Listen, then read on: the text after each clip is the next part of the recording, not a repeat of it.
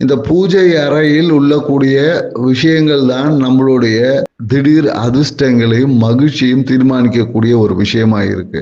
ஒன்று பூஜை அறைன்னு ஒன்று வச்சிங்கன்னா அதை சரியா வச்சுக்கோங்க. அப்படி இல்லை என்றால் பூஜை அறையே இல்லாம இருக்கிறது கூட ஏற்புடையதான். பூஜை அறைன்னு ஒன்று நீங்க வச்சீங்க என்றால் அங்க சரியான நிகழ்வுகளை நீங்க செய்யணும். அப்படி இல்லை என்றால் அந்த நிகழ்வுகளை உங்களுடைய வாழ்க்கையின் பிரச்சனைக்கு காரணமாயிடுது. ஏன்னா நிறைய பேர் வீட்டில் பூஜை அறை மகிழ்ச்சியை கொடுக்கக்கூடியதான 100% கொடுக்கும்.